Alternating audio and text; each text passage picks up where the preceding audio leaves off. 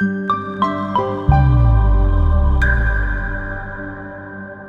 let's get started. You gotta first understand what is Forex and how is money actually made in Forex. Forex trader is someone who exchanges currencies on a day-to-day basis for another currency and tries to make money from those transactions which are made. Makes sense? Don't think so. Let's take a basic example. I've got £1. This £1, how much is it worth? Think about it. Tough question. £1. If I was to go buy milk, say 90p milk, 90 pence, I give £1. How much do I get back? I get 10p back. So this pound is always worth 1.000 when I'm doing transactions in this country by buying and selling stuff. I don't know, I'm buying milk, I'm buying a TV, I'm buying this computer. This pound's value is always going to be £1. Yeah? Maybe the cost of the milk will slightly fluctuate up to 91p or 95p or £1, or you may go to 80p if I go up north somewhere. So that value will fluctuate a little bit.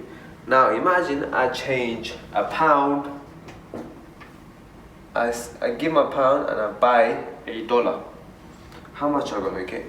This is going to vary every single day, every single minute, every single second pretty much. £1 I give and I buy $1 back, that is going to be maybe, I don't know, 1.1005 for example. This is the value of the pound and this is the value of the dollar. If I was to buy $1 for £1. Similar way, I'm buying £1, I'm giving £1 in, I'm getting a milk bottle for 90p. I get the remaining exchange for 10p. Now this is a foreign exchange transaction that you're making. This is not a foreign exchange transaction. This is a milk bottle transaction. This is a FX transaction. Now even if it is £1 for $1. Simple, isn't it? So how do I make money from Forex by doing these transactions? I can either make money by buying dollars, or I can either make money by buying pounds. What do I mean by that? I can either give my £1 to the person and then in exchange I get $1 back, or I can have $1 on my hand and the other person will have pounds and I give my dollars in exchange for pounds.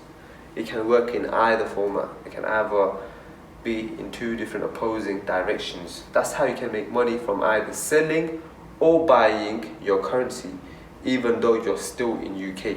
You can either, give your dollars in exchange for pounds from the other broker, or you can give your pounds in the back of your pocket for the dollar. Now let me give you a real life example as to what I mean by that. Now you have £100, 100 GBP, right? 100 GBP, and you're going on a holiday to Dubai. How much is £100 roughly? It's about 500 dirhams, right? 500 AED. It may actually be more or less. I'm not too sure about the currency right now. About 500 Arabian dirhams and £100. I want to be spending my card throughout the entire time.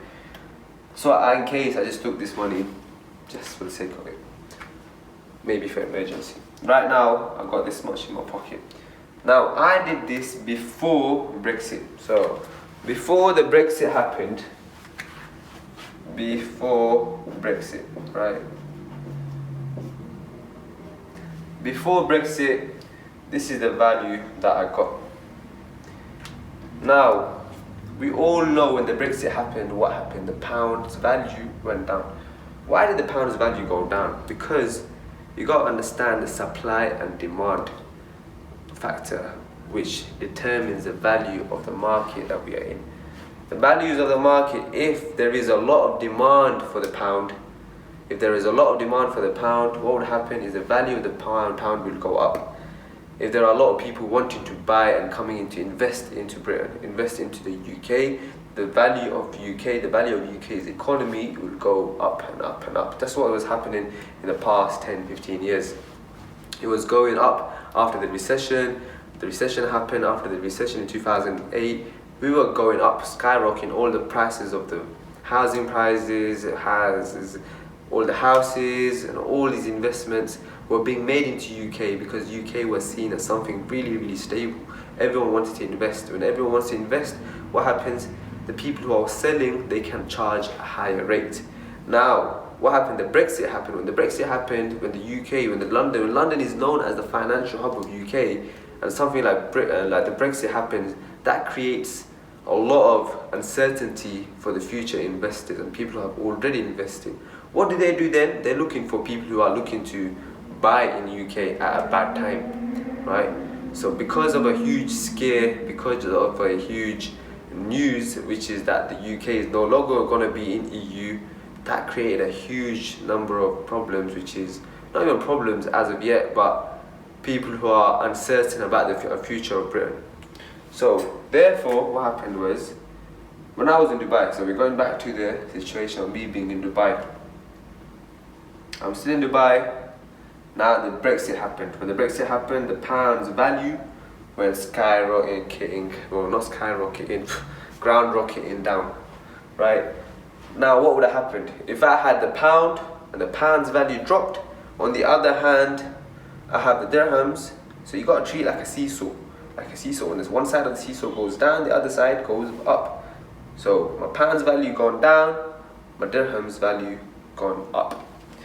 So whatever I have here, the 500 dirhams, is now worth more, right? I did something clever without even me realizing, without even me thinking, without even me knowing that the Brexit is going to happen. I did something clever by taking £100 and then changing that £100 into 500 dirhams to save the future, to save for the future pretty much.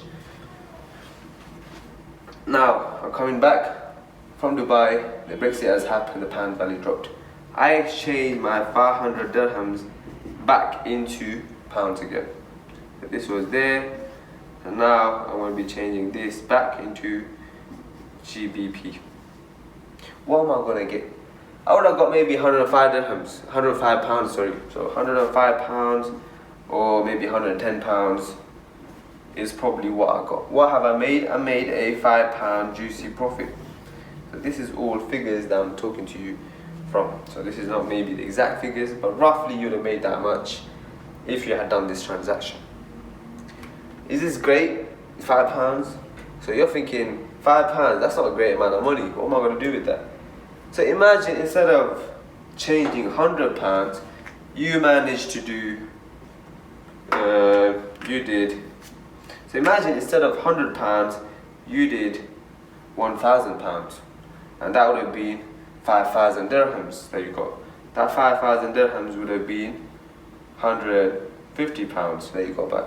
So instead of £5, the profit would have been 50. You add another zero, you get the point.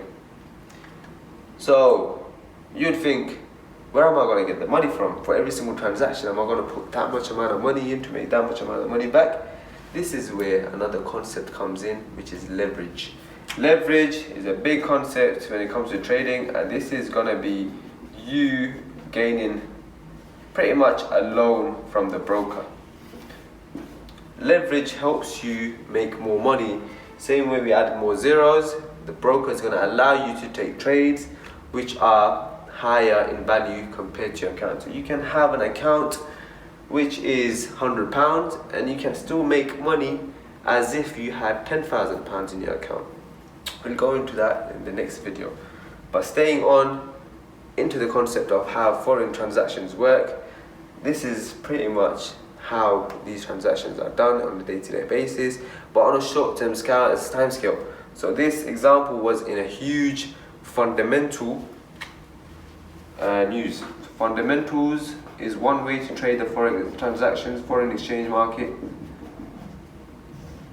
Fundamentals. Then we also have technicals. Technicals. They're like two legs on a chair, right? Or two legs to a human body. Fundamentals, you have our news reports, news releases, Brexit, Trump speaking.